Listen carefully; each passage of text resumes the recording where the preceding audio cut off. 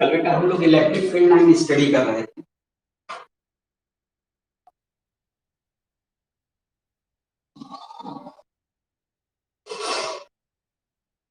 इसका कॉन्सेप्ट हमने दिया था, तो कुछ इंपॉर्टेंट पॉइंट्स हैं बेटा उससे रिलेटेड, उसको आप जरा नोट कर लीजिए। मैं बोल रहा हूं, जरा नोट कर लो। Electric field lines, write down. Electric field lines are electric field lines are the path followed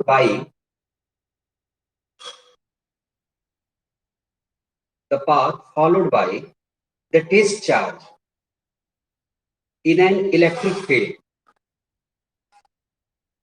In an electric field, it may be straight line, it may be straight line or curve,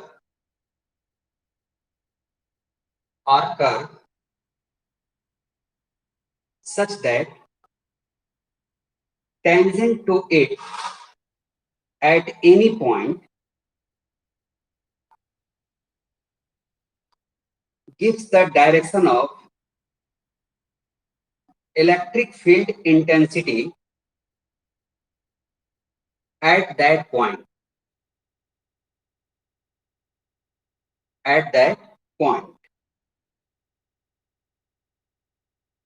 ये तो हाँ repeat मैं repeat कर दे रहा हूं बेटा। ये मैंने कहा आपसे कि electric field lines are the path followed by the test charge in an electric field. ये कल बात हमने बताया भी था, वही मैं कह रहा हूं, उसको नोट कर लो, वो लर्न करना तुम्हारे लिए अच्छा होगा। ठीक है, अगर what is electric field lines तो आप बताएंगे ना, तो एक लाइन में आप बता दीजिए। It may be straight line और कर्व, ये भी कल बात हमने डिस्कस किया था, नोट कर लो। It may be straight line और curve such that tangent to it at any point gives the direction of electric field, intensity at that point.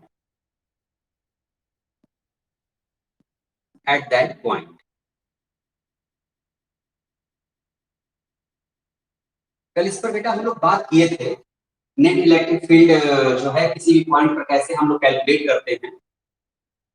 तो यहाँ पर जैसे मान लीजिए इलेक्ट्रिक फील्ड अगर स्ट्रेट लाइन है तो कोई प्रॉब्लम नहीं है। कोई भी पॉइंट पर आप इलेक्ट्रिक फील्ड आप देख रहे हैं, इलेक्ट्रिक फील्ड इंटेंसिटी का डायरेक्शन जो होगा वो अलोंग द स्ट्रेट लाइन होगा। लेकिन अगर इलेक्ट्रिक फील्ड लाइन अगर कर्व लाइन है तो किसी भी पॉइंट पर इलेक्ट्रिक फील्ड इस पे टेंजेंट का जो डायरेक्शन होगा ना, वही इलेक्ट्रिक फील्ड के डायरेक्शन को रिप्रेजेंट करेगा। ठीक है, ये बात। अब इसके कुछ प्रॉपर्टीज हैं, उसको आप पॉइंट करके लिख लीजिए। Some properties of electric field lines, इसमें 1 2 करके लिख लो बेटा फटाफट जरा। First, these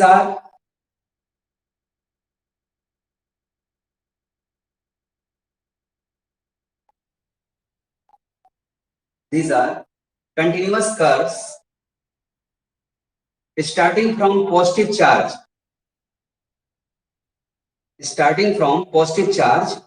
and end at negative charge. कल इस सब कुछ हमने बताया था बेटा।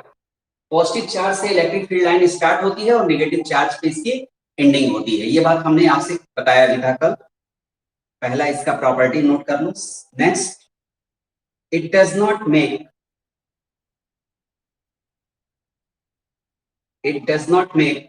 closed loops.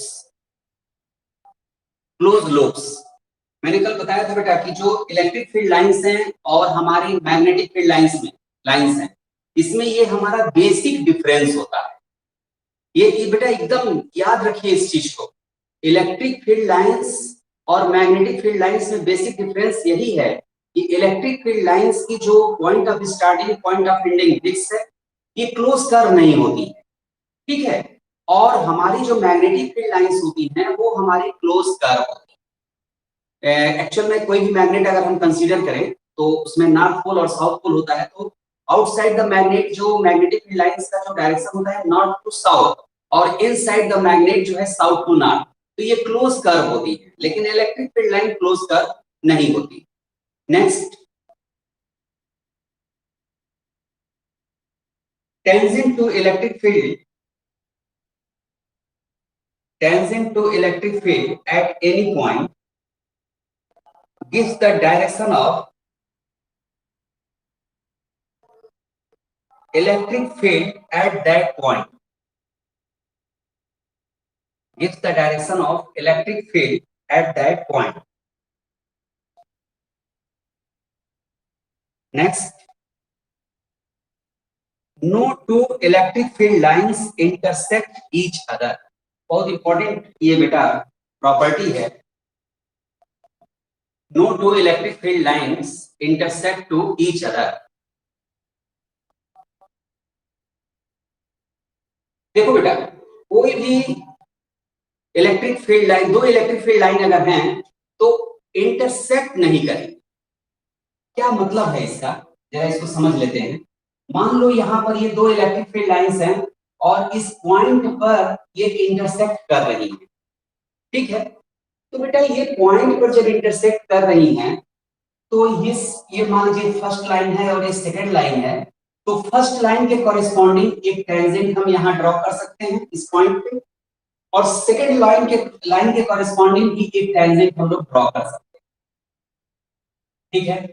तो इसका मतलब ये हुआ कि एक ही पॉइंट पर इलेक्ट्रिक फील्ड के हमारे दो डायरेक्शन है, एक ही पॉइंट पर इलेक्ट्रिक फील्ड के दो डायरेक्शन है। तो किसी एक इलेक्ट्रिक फील्ड में बेटा किसी एक पर्टिकुलर पॉइंट पर इलेक्ट्रिक फील्ड के दो डायरेक्शन पॉसिबल नहीं है, ठीक है। तो इसका लॉजिक यही है, अगर प्रूफ करने की बात आती है या ये आपको बताने की बात आती है, समझाने की बात आती है कि two electric field lines never intersect to each other, तो इसका लॉजिक यही है बेटा कि if they intersect to each other at a point, we can draw two tangent corresponding to the given lines.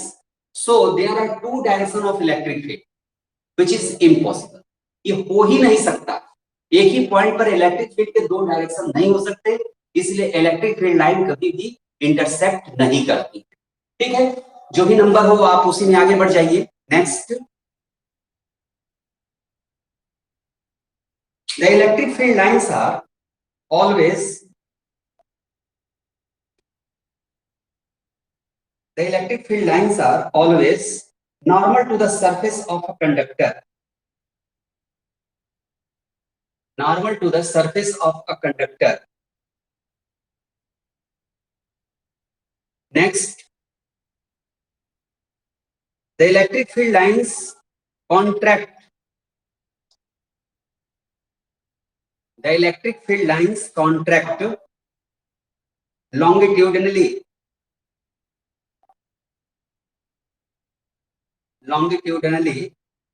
on account of attraction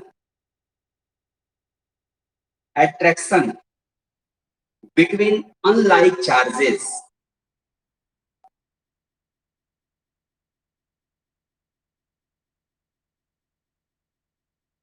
फिर से इस line को सुन लो बेटा, बहुत इंपॉर्टेंट पॉइंट है। The electric field lines contract longitudinally on account of attraction between unlike charges. और last point note कर लो, the electric field lines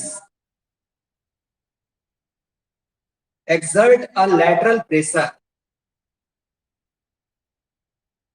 the electric field lines exert a lateral pressure on account of repulsion between like charges.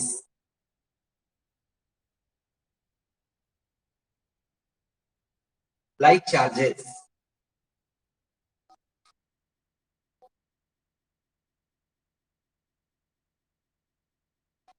अब ये तीनों point बेटा जरा समझ लीजिए, ठीक है। इस पर कल हम लोग बात नहीं किए थे।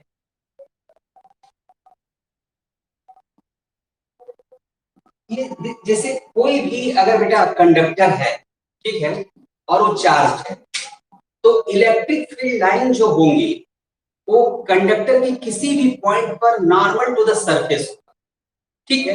सपोज दैट ये कोई आपका कंडक्टर है और ये चार्ज है, ठीक है, आपने इसको पॉजिटिव चार्ज दे रखा है, तो किसी भी पॉइंट पर जो इलेक्ट्रिक फील्ड जो होगी वो नॉर्मल टू द सरफेस होगा, उस पॉइंट पर नॉर्मल होगा।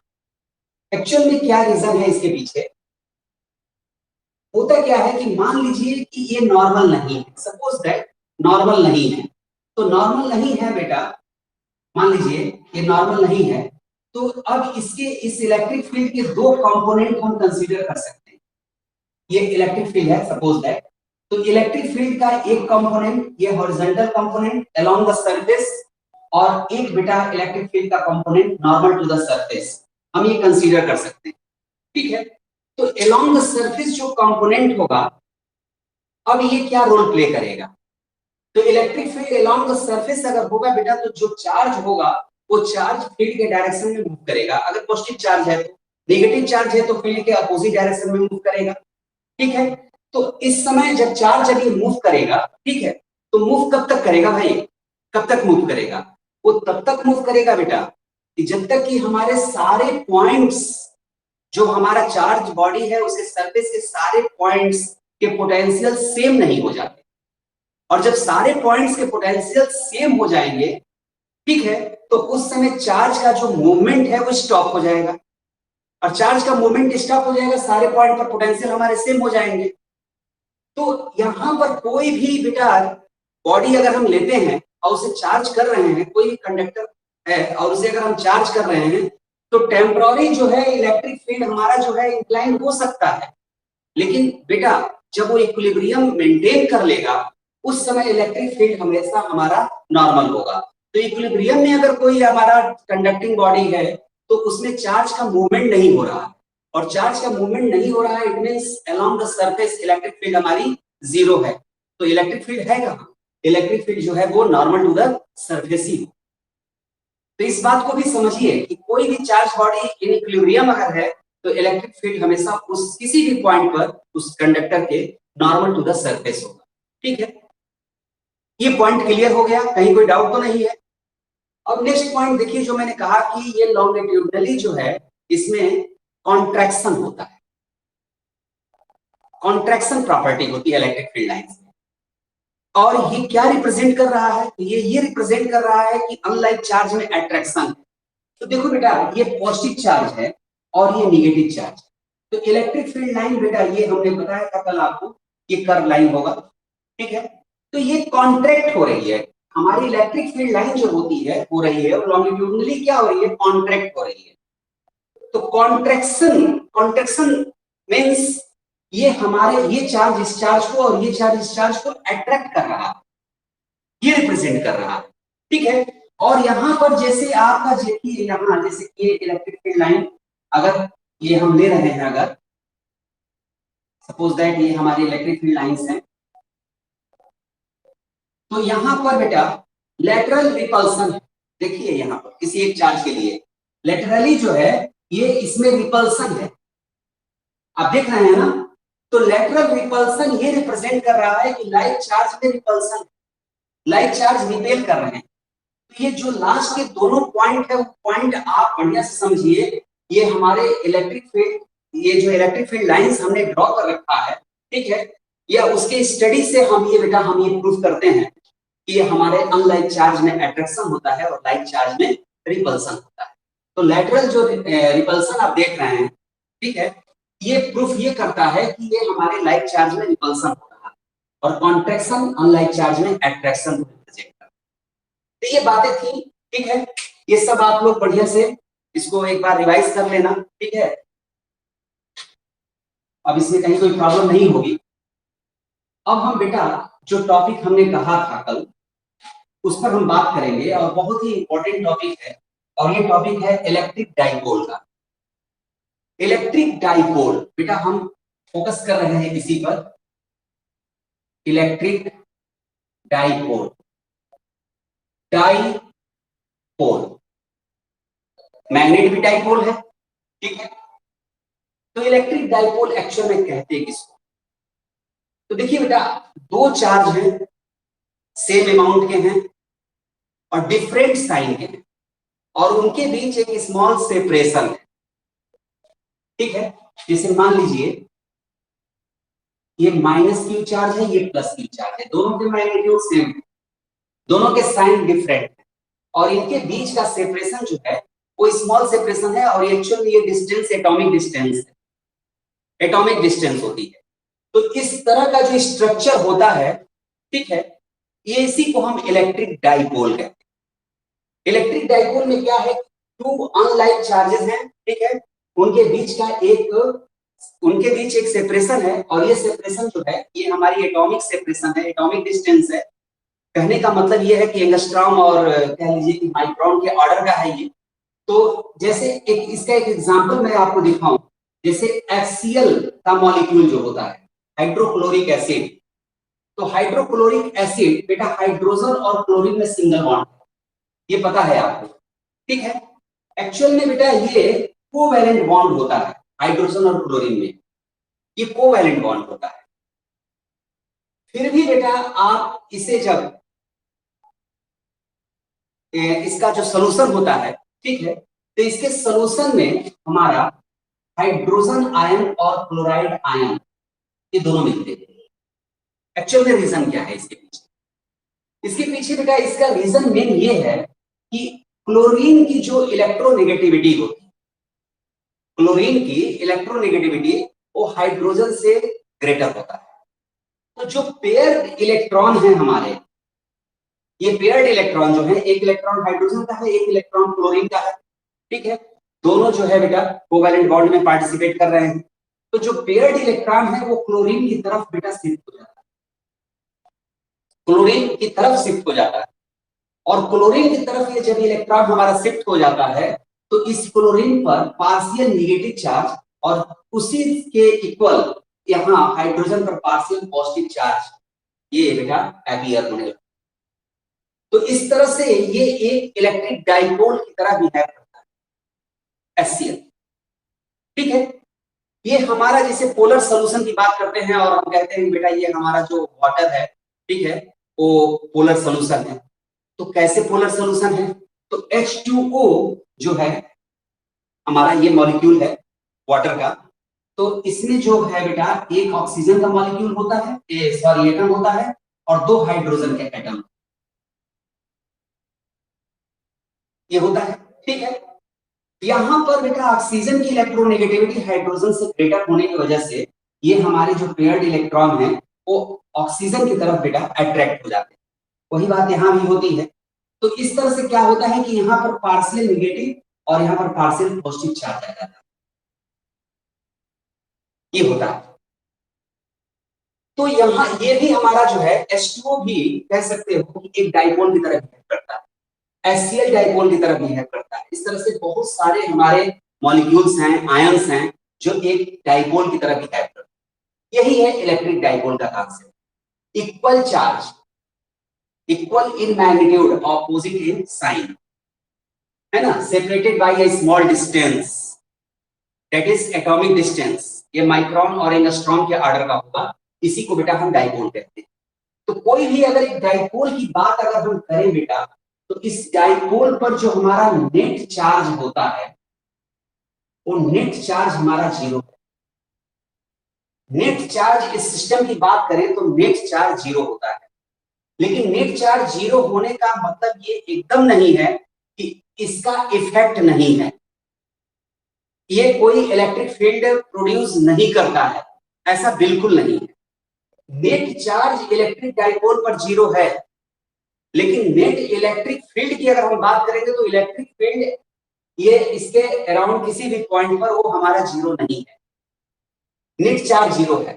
तो ये एक्चुअल में हमारा जो है कोई भी इलेक्ट्रिक डाइपोल है उसके स्ट्रेंथ को मेजर करने के लिए बेटा एक पैरामीटर हम लोगों ने बना रखा है, ठीक है, एक फिजिकल क्वांटिटी है जिससे इसके स्ट्रेंथ को हम मेजर करते हैं और उसको हम कहते हैं इलेक्ट्रिक डाइपोल मोमेंट।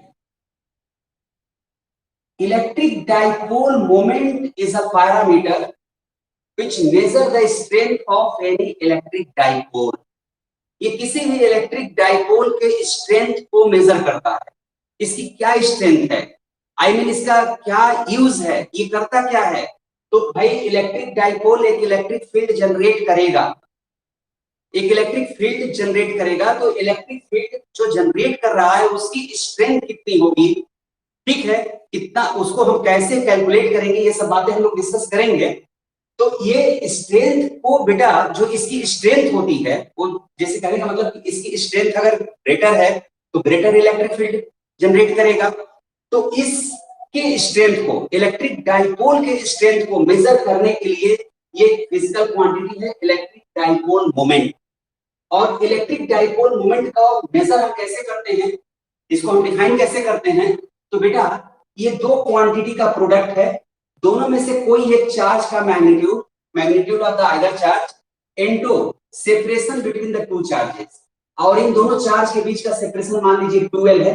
12 हमने बेटा क्यों लिया है, मैं अभी क्लियर कर दे रहा हूं कि जैसे ये हमारा मिड पॉइंट है, तो मिड पॉइंट से दोनों चार्ज की डिस्टेंस को हमने एल ले लिया। आप एल भी ले सकते हो, कोई दिक्कत नहीं है, ठीक है। तो ये L/2 हो जाएगा, कोई फर्क नहीं पड़ता, हमने 12 ले लिया।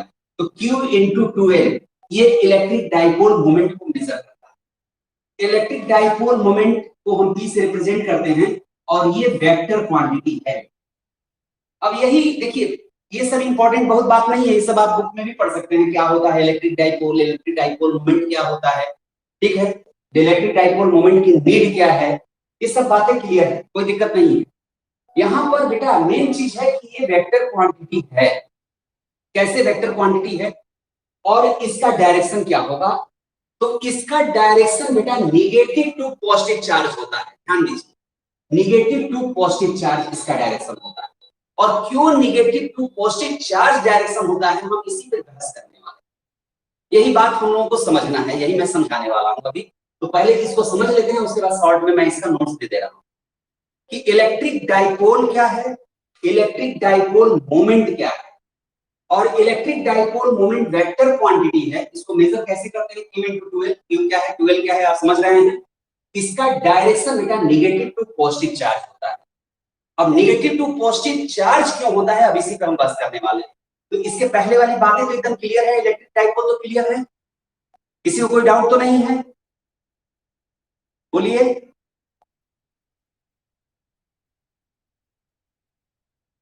No sir. Okay, dipole moment. अब बेटा इस पर फोकस हम करने जा रहे हैं, जरा इस पर आप थोड़ा सा ध्यान दीजिए कि ये डायरेक्शन हम निगेटिव टू पॉजिटिव चार्ज क्यों ले रहे हैं, ठीक है। आइए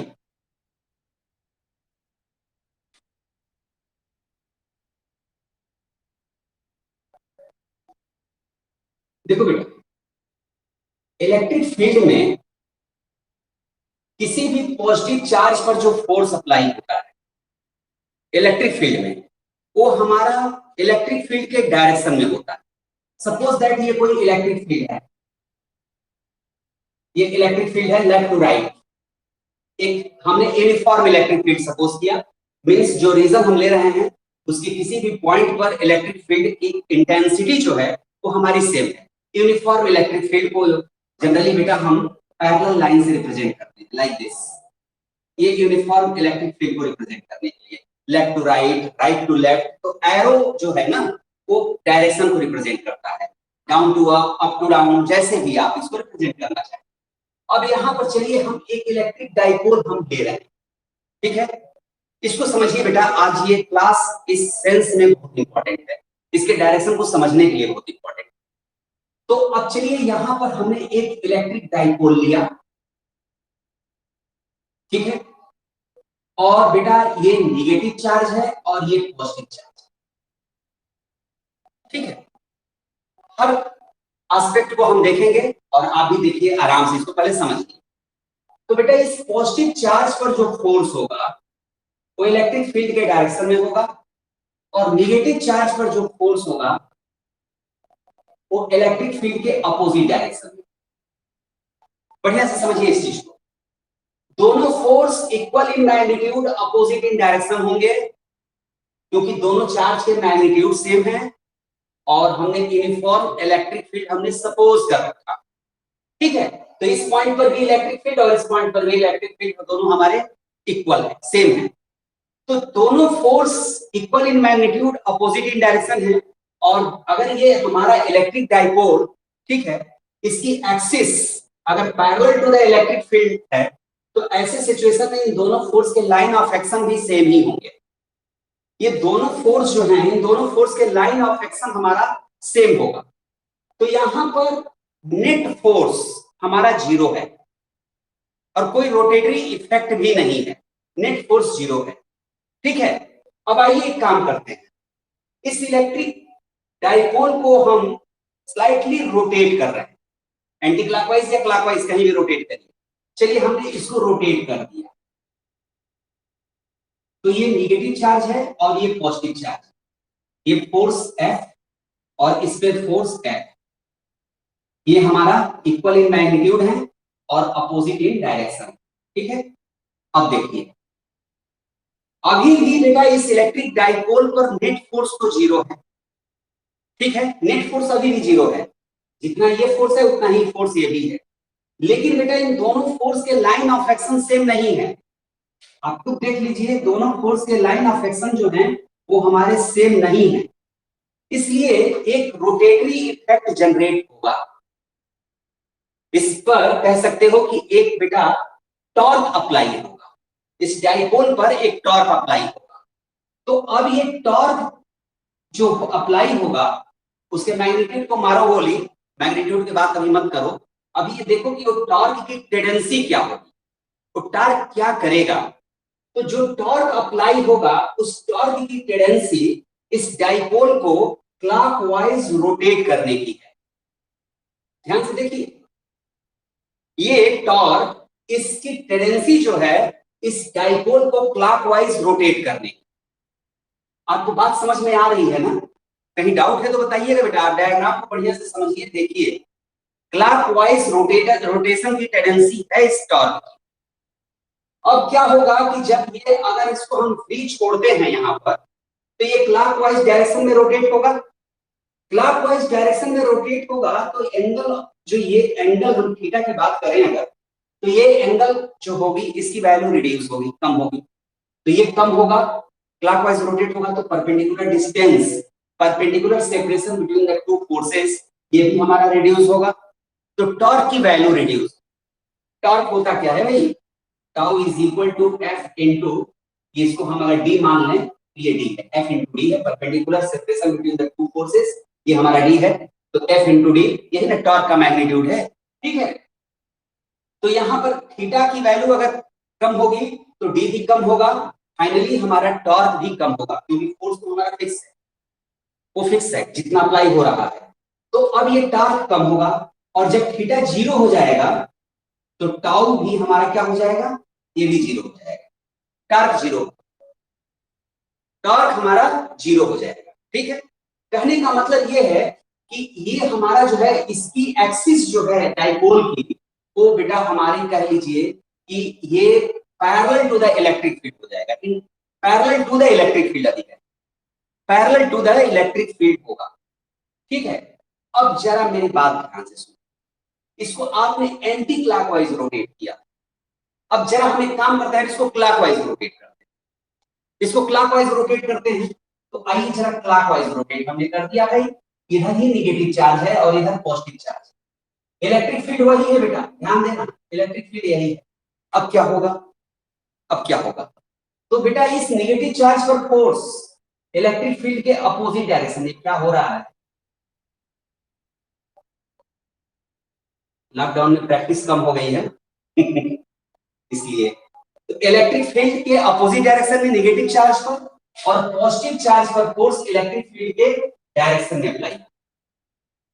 देख रहे हैं, नेट फोर्स 0 है बॉडी पे, सिस्टम पर नेट फोर्स 0 है, लेकिन एक चीज आप देखो गौर से, दोनों फोर्स के लाइन ऑफ एक्शन सेम नहीं है। अगेन एक रोटेटरी इफेक्ट जनरेट होगा, और अब ये रोटेटरी इफेक्ट कैसा है, कैसा है, एंटी क्लॉकवाइज है कि क्लॉकवाइज है, कैसा है,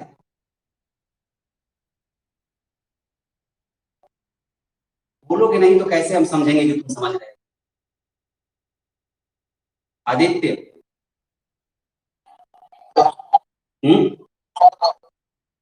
क्लॉकवाइज है।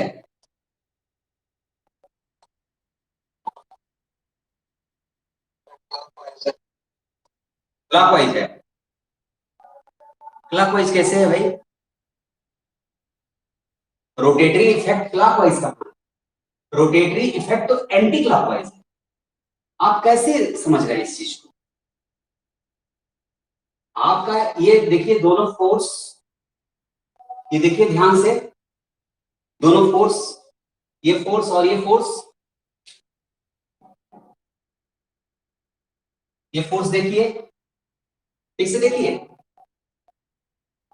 इस फोर्स की टेंडेंसी इधर मूवमेंट की है, इस फोर्स की टेंडेंसी इधर मूवमेंट की है। तो ये कैसा रोटेशन होगा? एंटी क्लॉकवाइज होगा। ये रोटेशन जो हमारा होगा वो एंटी क्लॉकवाइज होगा। तो रोटेशन की टेंडेंसी जो है इस डाइपोल पर वो हमारी एंटी क्लॉकवाइज है, क्लॉकवाइज बिल्कुल नहीं है। यहां क्लॉकवाइज है, यहां पर क्लॉकवाइज था, ये फोर्स था और ये फोर्स। ध्यान दीजिए, इसकी टेंडेंसी और इसकी टेंडेंसी, टेंडेंसी को मेजर करिए ना, टेंडेंसी को देखिए ना, उससे क्लियर हो जाएगा। तो यहां पर रोटेशन की टेंडेंसी क्लॉकवाइज थी, यहां पर रोटेशन की टेंडेंसी एंटी क्लॉकवाइज है। यहां पर रोटेशन की टेंडेंसी हमारी जो है वो एंटी क्लॉकवाइज।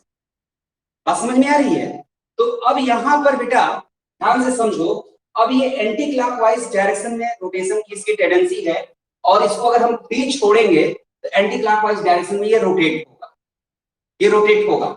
और बेटा यहाँ पर ये टॉर्क जो है, ध्यान दीजिए, ये टॉर्क बेटा ये perpendicular separation between the two forces ये है।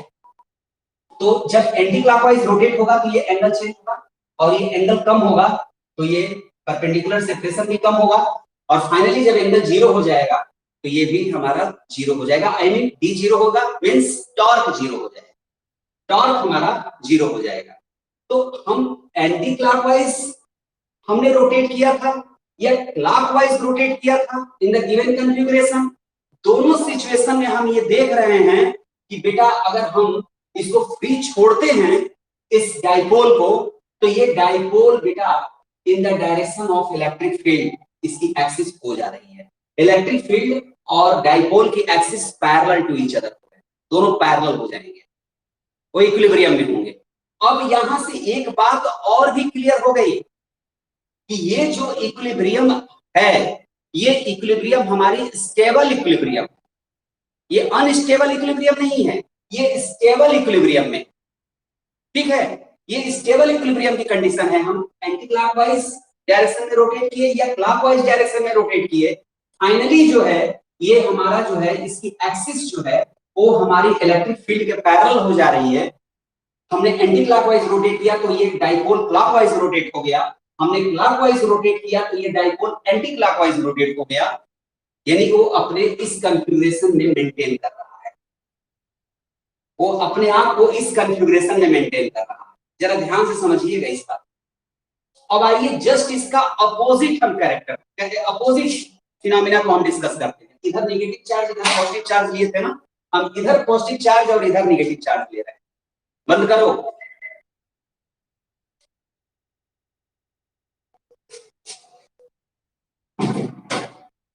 अब देखो बेटा, अब जरा ध्यान से समझिए, इलेक्ट्रिक फील्ड का डायरेक्शन यही। अब हम कर क्या रहे हैं, इधर पॉजिटिव चार्ज ले रहे हैं, इधर नेगेटिव चार्ज ले रहे हैं, फिर हम इसको रोटेट करेंगे और उसके बाद सारी बातें करेंगे। नेगेटिव चार्ज पर force opposite to the electric field, positive charge पर force in the direction of the electric field. दोनों फोर्स के लाइन ऑफ एक्शन सेम होंगे और दोनों के मैग्नीट्यूड भी सेम होंगे, नेट फोर्स नेट टॉर्क दोनों जीरो। कोई बात नहीं, इक्विलिब्रियम में है, इक्विलिब्रियम में है। अब ये हमको ये चेक करना है कि जो ये इक्विलिब्रियम है, ये इक्विलिब्रियम स्टेबल है या अनस्टेबल, यही हमको डिस्कस करना है। ये जो इक्विलिब्रियम है, ये इक्विलिब्रियम स्टेबल है या अनस्टेबल है। इसके लिए क्या करेंगे, इसके लिए बेटा इसको जो भी पोजीशन, जो इस जिस पोजीशन में है उस पोजीशन से इसकी पोजीशन को हम स्लाइटली चेंज करें और देखते हैं कि अपने ओरिजिनल कॉन्फ़िगरेशन में वो रिटर्न हो रहा है कि नहीं हो रहा है, यही हमको देखना है। अगर ओरिजिनल कॉन्फ़िगरेशन में अगर रिटर्न हो गई बॉडी, अगर सिस्टम अपने ओरिजिनल कॉन्फ़िगरेशन में रिटर्न हो गया तो हम कहेंगे कि ये इक्विलिब्रियम स्टेबल इक्विलिब्रियम है। और अगर नहीं हुआ तो हम क्या कहेंगे कि ये स्टेबल इक्विलिब्रियम में नहीं है, ये अनस्टेबल इक्विलिब्रियम है। तो आइए चेक करते हैं। यहां पर आपने जो चेक किया, आपने क्या रिजल्ट फाइंड आउट किया?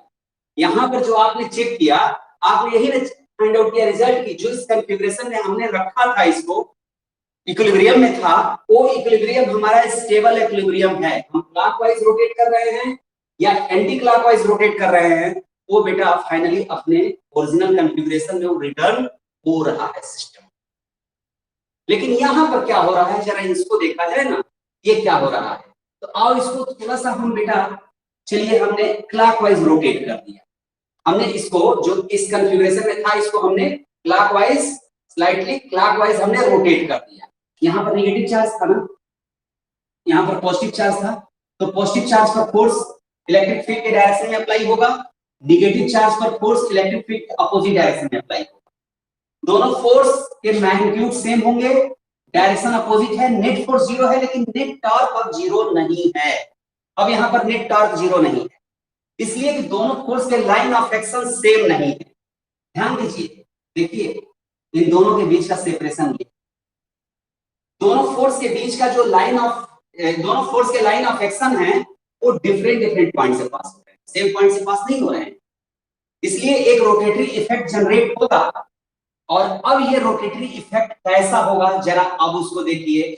ये फोर्स है और बेटा ये फोर्स है, ध्यान दीजिए, ठीक है। तो ये फोर्स और ये फोर्स, दोनों फोर्स मिल करके बेटा बॉडी को एंटी क्लॉकवाइज डायरेक्शन में ही रोटेट करेंगे। जो टॉर्क जनरेट हो रहा है वो टॉर्क की टेंडेंसी एंटी क्लॉकवाइज डायरेक्शन में ही रोटेट करने की है, क्लॉकवाइज डायरेक्शन में रोटेट करने की नहीं है। कहने का मतलब ये हुआ कि इस कॉन्फ़िगरेशन में हमने रखा इसको, इक्विलिब्रियम में तो है, लेकिन अब यहीं पर बेटा एकदम बिल्कुल क्लियर हो गया, ये इक्विलिब्रियम यहाँ पर ये स्टेबल इक्विलिब्रियम नहीं है, क्योंकि अगर हम इसको स्लाइटली एंटी क्लॉकवाइज डायरेक्शन में रोटेट कर रहे हैं तो जो टॉर्क इस पर अब अप्लाई हो रहा है वो टॉर्क की टेंडेंसी इसको एंटी क्लॉकवाइज डायरेक्शन में ही रोटेट करनी। अब वो क्या करेगा रोटेट करके, जरा देखते हैं। तो देखो बेटा, अब इसकी टेंडेंसी कैसी है, एंटी क्लॉकवाइज डायरेक्शन में ही रोटेट करने। तो अब यहां पर डेफिनेटली जब ये एंटी क्लॉकवाइज डायरेक्शन में रोटेट होगा तो एंगल, ठीक है, ये एंगल, ये हमारा एंगल इंक्रीज करेगा। ये एंगल इंक्रीज करेगा तो दोनों फोर्स के बीच का जो सेपरेशन है, परपेंडिकुलर सेपरेशन है, वो भी इंक्रीज होगा, ठीक है, ये भी इंक्रीज होगा। तो एक कंडीशन ये भी आएगी कि ये नॉर्मल हो जाएगा, बिल्कुल इलेक्ट्रिक फील्ड के नॉर्मल हो जाएगा। इलेक्ट्रिक फील्ड के नॉर्मल हो गया तो नेगेटिव चार्ज अप हो गया, पॉजिटिव चार्ज डाउन हो गया। ध्यान से देखिएगा, पॉजिटिव चार्ज डाउन हो गया, नेगेटिव चार्ज अप हो गया। अब क्या है, यहाँ पर फोर्स ये है और इस पर फोर्स ये है, दोनों पे फोर्स अपोजिट डायरेक्शन में, इलेक्ट्रिक फील्ड का अपोजिट डायरेक्शन ये है, नेगेटिव चार्ज पर फोर्स, और इलेक्ट्रिक फील्ड के डायरेक्शन में फोर्स है पॉजिटिव चार्ज। तो ये हमारा जो टॉर्क, अब ये टॉर्क मैक्सिमम हो गया, क्योंकि दोनों चार्ज के बीच की जो मैक्सिमम परपेंडिकुलर डिस्टेंस है उन दोनों चार्ज के बीच के सेपरेशन के बराबर। अब ये टॉर्क मैक्सिमम हो गया, टॉर्क मतलब जो है कंटिन्यूअसली इंक्रीज करता गया, यहां पर मैक्सिमम हो गया। अगेन रोटेटरी जो हमारा इफेक्ट है वो हमारा एंटी क्लॉकवाइज ही है, तो ये फिर रोटेट होगा, अब रोटेट होगा, ठीक है। अब इससे ज्यादा जब रोटेट होगा, एंगल 90 डिग्री से अधिक होगी, माने कौन सा एंगल है, जो हमारी डाइपोल की एक्सिस है वो अब इलेक्ट्रिक फील्ड के नॉर्मल हो गई, तो 90 डिग्री हो गया।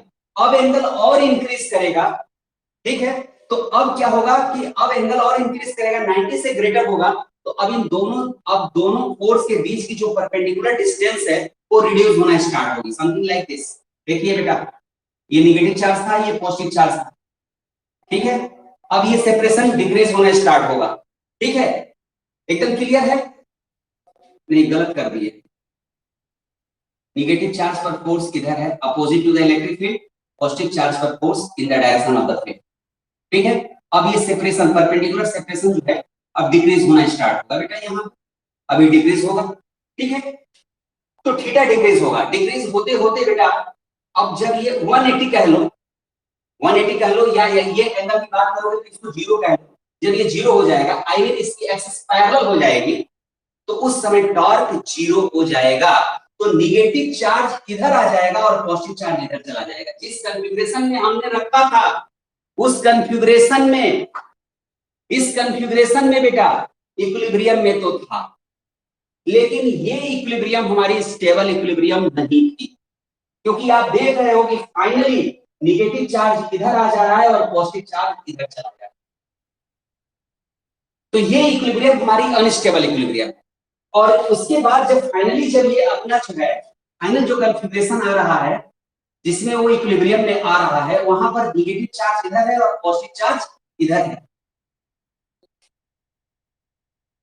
जिस तरह से आपने एंटी क्लॉकवाइज रोटेट करके ये स्टडी किया, वैसे ही आप क्लॉकवाइज रोटेट करके भी इस स्टडी को आप समझ सकते हैं, देख सकते हैं। चलिए आपके लिए मैं छोड़ रहा हूं, आप इसको देखना बेटा कि अगर हमने इसको क्लॉकवाइज रोटेट किया तब क्या हो रहा है, उस समय हमारी टॉर्क कैसे जनरेट हो रही है और किस कॉन्फ़िगरेशन में ला रही है इसको। डेफिनेटली आपका रिजल्ट यही होगा कि ये हमारे इक्विलिब्रियम अनस्टेबल है, ये स्टेबल इक्विलिब्रियम नहीं है। और बेटा ये न्यू कॉन्फ़िगरेशन जो है अटेंड करेगा, बॉडी न्यू कॉन्फ़िगरेशन अटेंड करेगा। तो यहां पर कुल मिलाकर के इस सारे डिस्कशन से एक बात क्लियर हो गई। वो बात क्या क्लियर हो गई? वो बात हमारी ये क्लियर हो गई कि ये कॉन्फ़िगरेशन जो हमारा है, ये कॉन्फ़िगरेशन हमारा स्टेबल इक्विलिब्रियम। तो बेटा ये निगेटिव चार्ज है और ये पॉजिटिव चार्ज है। तो इसलिए बेटा इलेक्ट्रिक डाइपोल मोमेंट, जो हमारे इलेक्ट्रिक डाइपोल के स्ट्रेंथ को मेजर करने के लिए जो पैरामीटर हम यूज कर रहे हैं, इलेक्ट्रिक डाइपोल मोमेंट, उसके डायरेक्शन को निगेटिव टू पॉजिटिव चार्ज किया गया है, निगेटिव टू पॉजिटिव चार्ज। और यहां पर ये हम कहेंगे कि जब इलेक्ट्रिक फील्ड और इलेक्ट्रिक डाइपोल अगर बेटा दोनों पैरेलल टू ईच अदर हैं, दोनों सेम डायरेक्शन में हैं, तो इक्विलिब्रियम हमारी स्टेबल है। और जब अपोजिट डायरेक्शन में है तो इक्विलिब्रियम हमारी अनस्टेबल है।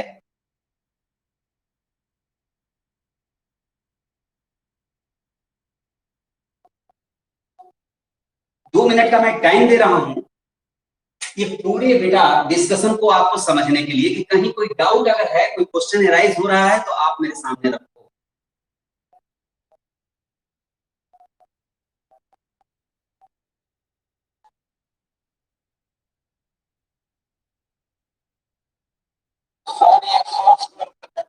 हाँ बेटा,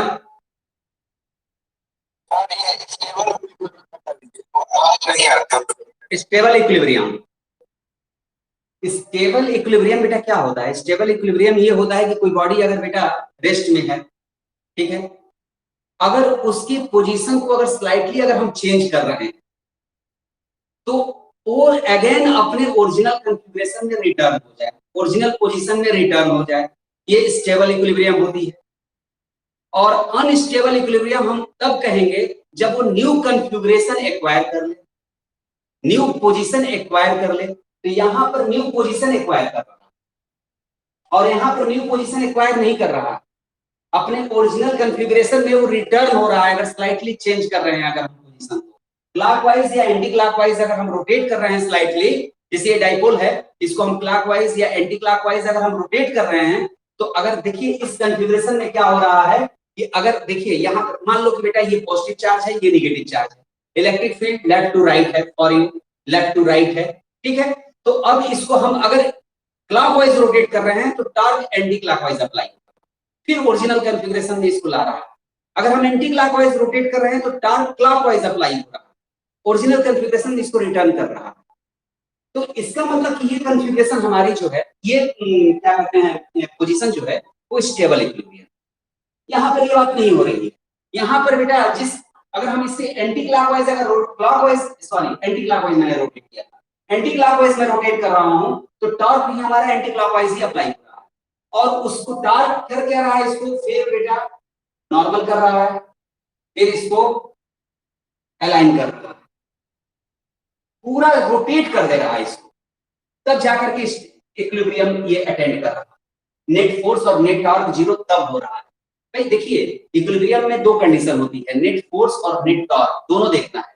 तो नेट फोर्स तो कभी भी जीरो है, किसी भी कॉन्फ़िगरेशन में आप रखिए नेट फोर्स जीरो है, ठीक है, क्योंकि इलेक्ट्रिक फील्ड के डायरेक्शन में फोर्स है और इलेक्ट्रिक फील्ड के अपोजिट डायरेक्शन में फोर्स है, दोनों फोर्स के मैग्नीट्यूड सेम है, ठीक है, और डायरेक्शन अपोजिट है, तो नेट फोर्स तो जीरो है। लेकिन नेट टॉर्क जीरो तब ना होगा बेटा जब दोनों फोर्स के लाइन ऑफ एक्शन सेम हो, तो नेट टॉर्क तो जीरो नहीं हो रहा है, जब ये अलाइन नहीं है तो नेट टॉर्क जीरो नहीं है। तो वो जो टॉर्क जनरेट हो रहा है, टॉर्क की टेंडेंसी को चेक करो, वो टॉर्क कर क्या रहा, ठीक है। तो यहां पर आप देख रहे हो बेटा कि जब इस कॉन्फ़िगरेशन में है तो ये हमारा, अगर इसको हम क्लॉकवाइज या एंटी क्लॉकवाइज किसी भी तरह से रोटेट कर रहे हैं तो अपने इसी कॉन्फ़िगरेशन को अटेंड कर ले रहा है। लेकिन यहां पर ऐसा नहीं हो रहा है, ओरिजिनल कॉन्फ़िगरेशन को अटेंड नहीं कर रहा है, न्यू कॉन्फ़िगरेशन इस कॉन्फ़िगरेशन को अटेंड कर रहा है। तो इसलिए बेटा नेगेटिव टू पॉजिटिव चार्ज, ये इलेक्ट्रिक डाइपोल मोमेंट का जो डायरेक्शन है वो नेगेटिव टू पॉजिटिव चार्ज दिया गया है। अब बात समझ में आ गई कि नहीं आ गई, बोलो बेटा। कुल मिलाकर के अब इतना समझ लो कि जो अभी तक इतना जो हम लोगों ने डिस्कशन किया बेटा, माने ये ठीक है, एग्जामिनेशन पॉइंट ऑफ व्यू से इसका इंपॉर्टेंस कितना है उस पर बहस नहीं है, knowledge of points of view से इस पर बेटा इसका इंपॉर्टेंस है। आप कह देंगे कि negative to positive charge electric field electric dipole moment का जो डायरेक्शन होता है वो नेगेटिव टू पॉजिटिव चार्ज होता है, इतना कह देना सफिशिएंट नहीं है, इसको समझना भी चाहिए, आपको समझना भी पड़ेगा कि क्यों नेगेटिव टू पॉजिटिव चार्ज ही। तो अब बात समझ में आ गई होगी कि नेगेटिव टू पॉजिटिव चार्ज अगर हम डायरेक्शन ले रहे हैं, ठीक है, तो हम कह सकते हैं कि इलेक्ट्रिक डाइपोल और इलेक्ट्रिक फील्ड अगर अलाइन है, सेम डायरेक्शन में है, पैरेलल टू ईच अदर है, तो वो इक्विलिब्रियम हमारी स्टेबल इक्विलिब्रियम, ठीक है। और उसके अलावा कोई भी कॉन्फ़िगरेशन अगर हम लेते हैं तो वो इसी कॉन्फ़िगरेशन में रिटर्न होगा, वो इक्विलिब्रियम स्टेबल नहीं होगा, अनस्टेबल। तो ये यहाँ पर इक्विलिब्रियम वाले टॉपिक से इसका डायरेक्शन हम लोग समझते हैं कैसे क्यों। बात एकदम क्लियर हो गई बेटा, ठीक है। तो ठीक है, आज हम लोग इतना ही रहने देते हैं, और इसका जो नोट्स है बेटा नेक्स्ट क्लास कल मॉर्निंग में हम लोग इसको नोट कर लेंगे, करा देंगे हम आपको, ठीक है। थैंक यू, आज इतना ही रहने देते हैं।